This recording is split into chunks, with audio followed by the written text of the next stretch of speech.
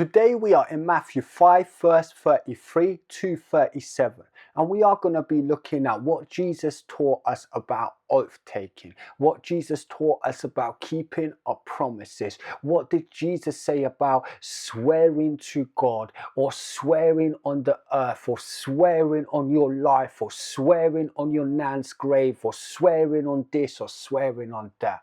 What did Jesus really teach us? Starting in Matthew 5 verse 33. I will be reading from the ESV version if that makes it easier for you to follow. Again, you have heard that it was said to those of old, you shall not swear falsely, but shall perform to the Lord what you have sworn. But I say to you, do not take an oath at all, either by heaven, for it is the throne of God, or by earth, for it is his footstool, or by Jerusalem, for it is the city of the great king. And do not take an oath by your head, for you cannot make one hair white or black. Let what you say be simply yes or no.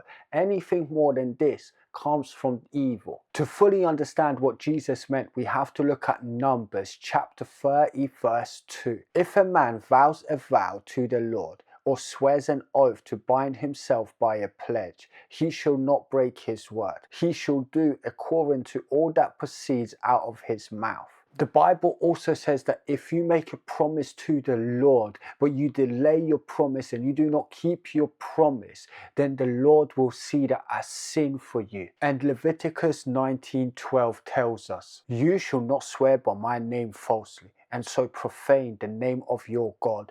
I am the Lord. So when Jesus said in Matthew 5 verse 33, you have heard that it was said to those of old, Jesus is referring to these scriptures. You have heard not to swear falsely. And then Jesus takes it even further. I say to you, do not take an oath at all, either by heaven or by earth, or by Jerusalem, or by your own head, brothers and sisters. Do not take an oath, do not swear on anything. Let your yes be a simple yes, and your no be a simple no. There is no need to be going around swearing on your dead relatives. You don't need to be saying, I swear on my nan, I swear on my mum, I swear to God, I swear this, I swear that. All of that comes from evil. To get the full understanding of why this is from evil, let's look at James 5 verse 12. But above all, my brothers, do not swear either by heaven or by earth or by any other oath, but let your yes be yes and your no be no, so that you may not fall under condemnation. And this is what we have to understand, brothers and sisters. When we take an oath, when we swear and we promise, we bond ourselves to a contract that we need to fulfill. On a spiritual level, we bind ourselves. And because Jesus calls us to freedom, he tells us not to bind ourselves by an oath, but let your yes be a yes. Let your no be a no. Otherwise, you condemn yourself. You condemn yourself by your own words, which Jesus told us plainly in Matthew 12 verse 37. For by your word you will be justified, and by your word you will be condemned. When you are taking an oath, when you are making a promise, you condemn yourself. There is also another type of oath that people do that Jesus warned us against, and that is swearing on things, swearing to God, swearing on your mom, swearing on your nan, swearing on your life, swearing on whatever. You have no control over these things, and Jesus is warning you against swearing on these things, for they belong to God. This is why you are not meant to swear by anything, because everything you swear by belongs to God. And when you swear falsely on anything that belongs to God, you are disrespecting God. You are putting a lie on God's name. This is why Jesus is telling you not to take an oath at all, because that oath will condemn you, and that oath will give the devil enough room to tempt you. It will give the devil a foothold, and the devil will try to use that oath against you